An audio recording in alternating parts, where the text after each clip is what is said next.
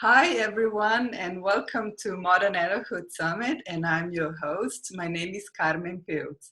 We are here to talk about how to establish a clear identity, develop intimate relationships, build your career, and still enjoy your adult life. We want to help young adults to navigate to adulthood with lots of support, with lots of right tools, navigation, and guidance. So today I have an amazing guest with me, and her name is Melinda Tankard Reist. She's an author, speaker, media commentator, blogger, and advocate for women and girls. Melinda is also co-founder of grassroots campaigning movement Collective Shouts and an author-editor of 5 books. Melinda is best known for her work addressing sexualization, objectification, harms of pornography, sexual exploitation, trafficking, and violence against women. She is also a regular guest on TV and radio programs. Melinda has recently been appointed Senior Lecturer in Center of Culture and Ethics, Notre Dame University in Sydney. Welcome, Melinda. Thanks for having me, Carmen. You're welcome, my pleasure. Melinda, can we first start with you telling me something a little about where were you born and what was your family of origin like? Well, I was born in a country town called Mildura in the state of Victoria, Australia. I'm the daughter of farmers. We had a 70-acre property, mostly grapes, vines, oranges, lemons. And my childhood was very free. I rode horses, I rode motorbikes, we had lots of animals. You know, I had a bath once a week, whether I needed to have it or not, you know. And I really appreciate that very free childhood, growing up that way. I am the eldest of 4 children, 2 girls and 2 boys. And I lived in that town for about the first 20 years of my life. Mm-hmm. What kind of a young adult were you? Well, it depends who you talk to. Some people would say that I was cheeky, that I had a very strong opinion, that I would often get into arguments, that I would take strong stands on issues. As a young adult, I loved to read, and I would be reading books all the time. I also loved to write. Some people would say that they would call me a loudmouth for my strong opinions and argumentative nature.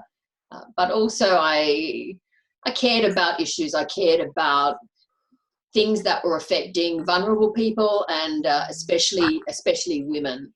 And so I noticed as I was growing up that there were many women in my community who weren't treated very well.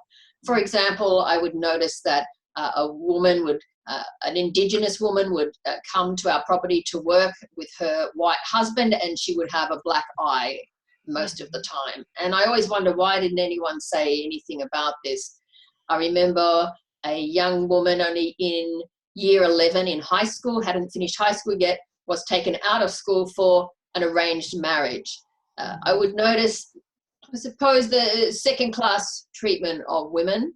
I would notice how, for example, some women in migrant communities were treated.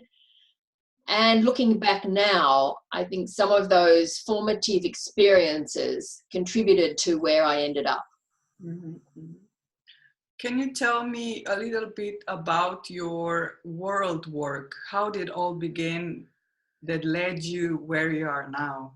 Well, I love to write. I love to put words together. I love to express myself in writing. And so when I was in high school, I did work experience at the local newspaper. And I loved that so much. I loved reporting on events, on what was happening in the community, what was happening in the courts, what was happening in the council. I loved to report on human interest stories. And one of the first stories I ever wrote was about the opening of a women's refuge for battered women. One of the first stories ever that I had published was the opening of a refuge for women who were fleeing domestic violence. And so I suppose I realized early in my life that my words, my writing could perhaps contribute to better outcomes, to societal change, especially for women and girls. So that's where I started my writing career on the local newspaper. And then I went and studied journalism at a university. Then I came back to the local newspaper, and then I was awarded a scholarship to study journalism in America. So I lived in America in the 1980s. And then I came back to Australia and I worked as a freelancer. So I worked for different radio and newspapers, and then ended up writing my books and doing what I'm doing now. Yeah. A part of Sorry, that was a long answer. No, it's perfect.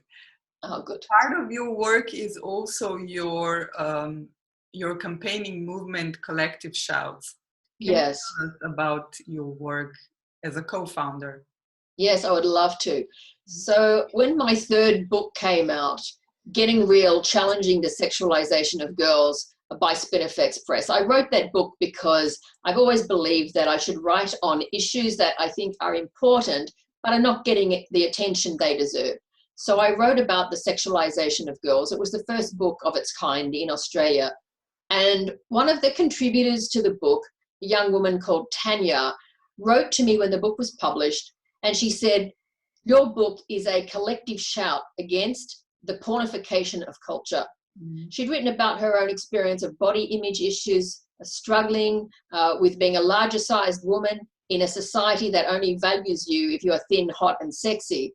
She'd shared a very personal journey through that. And when she wrote to me, I saw this letter and she had Collective Shout, and I thought, wow, I love that name. And a lot of people were saying, well, you've got your book, we know what the research says, we know about the harms of sexualizing girls on their body image, their self-esteem, their mental health. We know that sexualizing our girls contributes to body image issues, eating disorders, self-harm, poor academic performance, etc.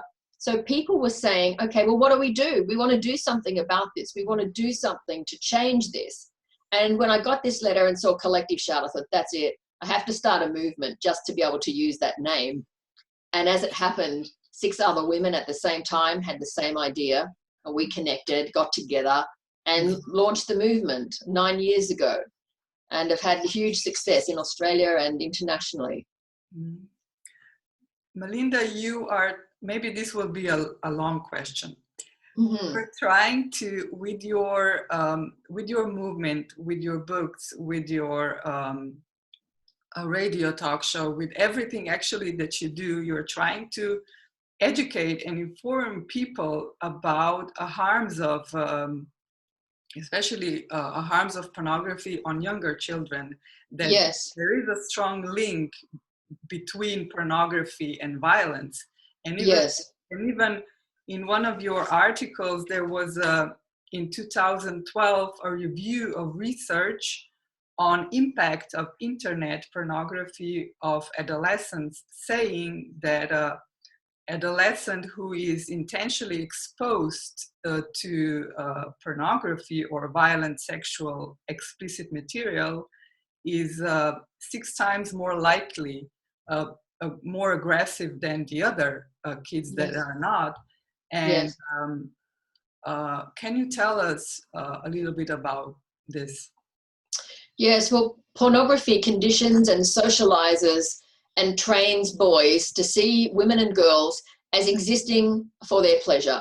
It is breeding in boys a sense of entitlement to the bodies of women and girls, to demand sex acts that girls don't want or like, to pressure them for naked selfies, to sexually harass them, to grope them, to make jokes about their bodies.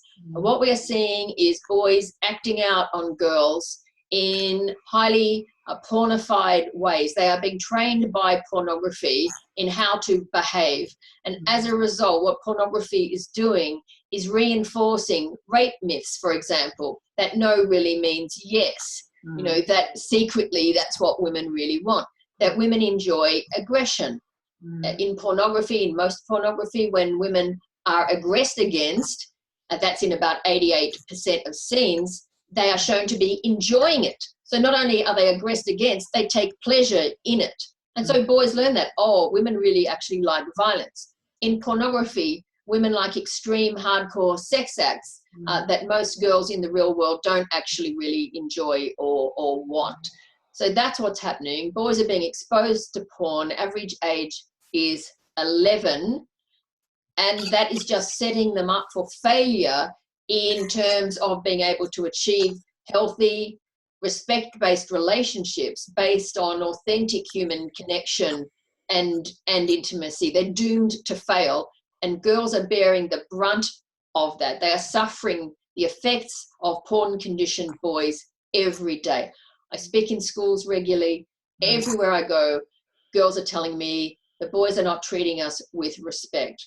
They're pressuring us for naked images. They're groping us. They're sexually harassing us. They're judging our bodies based on the bodies of porn stars. They're demanding sex acts from us that we are not interested in. And as a result, they don't want to have anything to do with these boys. And that's really quite understandable. So what can we actually do as parents, as educators? How to fight against it? Yeah, that's a great question. We need what I call a whole of community approach. This isn't just parents on their own. It's not just schools on their own. We need everyone involved. We need to stop the pornification of culture at every level, the wallpapering of society with hypersexualized images and messages. We need to ensure that children are safe online. We need to make sure that our regulatory bodies are regulating to crack down on the violent pornography our children are being exposed to with the click of a button. You know, they are seeing torture porn, rape porn, sadism porn, often on their first exposure, and they think this is what normal sex looks like. You know, this fake, industrialized, commercialized, commodified version of fake sex they think is real. We need our governments to take action and stop taking a hands-off approach and stop giving in to the vested interests of the global pornography industry. And we need to equip young people themselves to understand what's healthy sexuality. How do we model that? How do we represent that so that they're not fooled by the fake, damaging version that they're offered all the time? So yeah, everybody needs to be involved in this. We need to start the conversation very young. And of course, parents need to model what a healthy relationship looks like. And there needs to be a zero tolerance approach regarding violence against women. It's not just boys mucking around or boys being boys or boys acting up. We need to stamp this out everywhere we find it. Melinda, what would be your opinion on nowadays? When would be the best time to actually, because my opinion is that sexual education starts at home. That's my opinion. Yes. And what would be the best appropriate age to talk about sexual education? Well, sadly, we are forced to have that conversation earlier than we would have liked. We would have liked to have allowed our children's natural sexuality to unfold at its own pace. But because the porn industry is pursuing our children, introducing porn to children at very young ages, advertising porn on school buses, which is happening here in Australia, because of that, we are forced to have the conversations very early. So we at least need to introduce the concept of being safe, of accurate descriptions of body parts, introducing the idea that you can say no to unwanted touch, even from a relative. If you don't want to be hugged, you shouldn't have to be. If you don't want to kiss, don't force the child to kiss someone they don't want to kiss. So it begins that early. We also need to keep the channels of communication open. So a child, if they think they're going to be punished, made to feel ashamed for seeing pornography, they won't tell mum and dad. So the child needs to know very early, you will see something online. A friend might show you on their phone. You might be at a friend's house and they show you some of these pictures. So you might be on the school bus and you see it. So we need to explain to our children, you will likely come across something that might make you feel a bit yuck inside, might make you feel a bit sick. It's not your fault. You haven't done anything wrong. Talk to mum and dad about it, and let's discuss that, and let's help the child to see that it's not their fault, because they are going to be exposed, but that they can have a healthy conversation about it with their parents and use it as a teachable moment. Mm. Melinda, nowadays you are also a lecturer at the Center of Culture and Ethics, and you told me that you actually love this job with the younger people. Can you tell me a little bit about it? Yes, well, my work with young people has started there, certainly at Notre Dame, but also I'm in schools all the time around the country, and high schools, in primary schools, addressing boys, addressing girls. And I love doing that, because that's where you can see that change is possible. A lot of young people recognize that growing up in porn land is making them sick, that this pornified landscape, this pornified environment is not healthy for them. They actually want to know there's another way to live. There are ways to resist this. They don't have to be passive victims of a pornified culture. They can actually act to change it. They can be active participants in cultural change. And that's what I love, because I have girls write to me and saying this message has changed their life. They realized that they didn't deserve what's happening to them, that they didn't invite it, that it's not their fault, that they shouldn't be punished for not looking like, a porn star, and that they can shake off those false messages and aspire to a better way to live. And so I have girls telling me that all the time. Some girls say this message has saved their lives. And then increasingly I'm having young men come up to me. And for example, just last month, I had a year 11 boy come up to me, and he said, it's been 100 days. I said, what do you mean 100 days? He says, I haven't looked at pornography for 100 days. He said, I recognized it was hurting me. I was seeing girls differently. I was undressing them all the time with my eyes, mentally. I couldn't have healthy relationships. He said, all I wanted to do was look at porn, so it was affecting my social life. I was becoming obsessed by it. And he decided to stop. 100 days. And I thought, good on you. That's a really brave, courageous thing to do. I was in another school where a young man interrupted me, and he stood up and he said, sorry to interrupt, but I just want to apologize to every girl in the class for how I've talked to them and how I've treated them. Yeah. So that's pretty amazing. Yeah. Girls that tell me they refuse to send a sexual image of themselves because they'd heard me speak and realized they didn't have to. They could say no. It's okay to say no. So when you see young people being equipped and empowered to make good decisions about themselves, their bodies, relationships, sexuality, it's hugely rewarding. And really it gets me out of bed every day and keeps me doing what I do. Melinda, also when I did a research, I came across one of the new articles of yours that you posted on Collective Shouts. Yes. And I noticed it on your Twitter account, that it's like also, I think, good thing to mention here is that there are new study findings. Instagram has devastating effects on body image. Yes. What's your thought on this? Well, day after day, girls are looking at their phones, they're scrolling through Instagram, and they're seeing curated, photoshopped images of girls. And they think they have to look like that. They worry their body doesn't look like that. They become obsessed with thinspiration pictures, fitspo pictures, which are often the same as thinspo, inspiring girls really to severely limit and regulate their food intake, to work out obsessively. And of course, this is going to be damaging to girls' mental health. We don't even really need a study to tell us, if they're looking at this all the time, girls are comparing themselves all the time. They're getting a representation of what they should look like, which isn't true. It's fake. And so that is harmful to them. And girls can't be what they don't see, and they're not seeing enough diversity of bodies, different ways that women are. And also women aren't being valued for their intelligence. I know we have Love Your Body campaigns, and that's great. But what about a Love Your Mind campaign? Why is it always about the body, not about the intelligence, how smart she is, how much she wants to change the world, whether she's a good and kind person? We need to start valuing girls for those attributes and helping them to aspire to be all they can be in the world, rather than just judging them on the basis of their physical appearance. Mm-hmm. Melinda, you are also a mom. Can you tell me a little bit about your role as a mom, and also how you handle all that social media, digital world, and how you try to educate them? Yes. Well, I have three young adult children and one that's still at home. So I have a 26-year-old daughter, a 24-year-old son, a 21-year-old daughter, and then a 16-year-old daughter who's at home.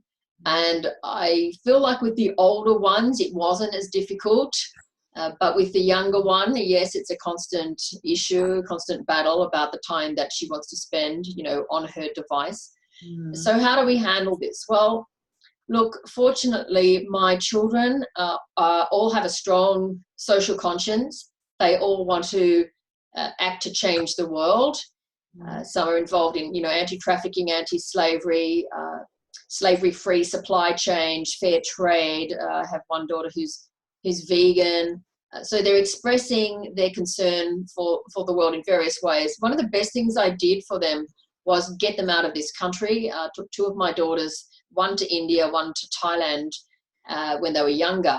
And it was changing. It changed their worldview and their approach. They realized how privileged they are living here, in Australia. And they realized that they could make a difference in the world. So I'm glad that, yes, I do have some of, the same kind of battles that every parent has. But my children at least recognize when they're being lied to. They know how to critically dissect the messages they're getting from media, advertising, and popular culture. And they know that they can act to change all of that. So often my children join me in activism, or they've started their own campaigns, they're educating their friends. So I suppose that's the best I could hope for, really, that they want to engage in social change and cultural transformation as well. Melinda, is it anything that you would like to add for the end, to the parents, to all of us, to whoever is listening? Well, look, I just really appreciate the opportunity you've given me today, Carmen. We need to act collectively. It's too hard for us as individuals to bring about the global change that we need. We need radical global transformation if we are going to raise happy, healthy, and resilient young people. So if anyone likes to know more about Collective Shout, collectiveshout.org is our website. It's free to sign up. We're on Facebook. I'm also on Facebook and Twitter. And people can get engaged in our campaigns. A lot of our campaigns, yes, they might start in Australia, but often they involve a global brand, a global company. We live in a global village, and we would love to be able to replicate Collective Shout around the world. So let's get together. Let's join our voices together. These issues are the same everywhere. There's no country that's immune. If there was, I'd go there now with my children, So let's work together and make a difference, especially for our young people. And actually use the digital world for making good in the world, actually. Absolutely. Harness it for good. That's what we do. We use digital media to run our campaigns, to contact other activists around the world, to spread the latest research. It really can be a tool for good, a tool for social change and cultural transformation. We need to decide to use it that way, reject the harmful side of it, and harness it for good. Melinda, first I would like to thank the social media world to actually found you, and we can. This is the way it often happens, isn't it? That we Some of my best friends I met on Twitter. Yeah. What a great opportunity. Yes. And thank you for taking your time and sharing your experience with me and sharing all with the others. It's a pleasure. Thanks again for giving me this opportunity. You're welcome. And for Modern Adulthood community, tune in for more interviews to come, and see you soon. Bye. Bye. Bye.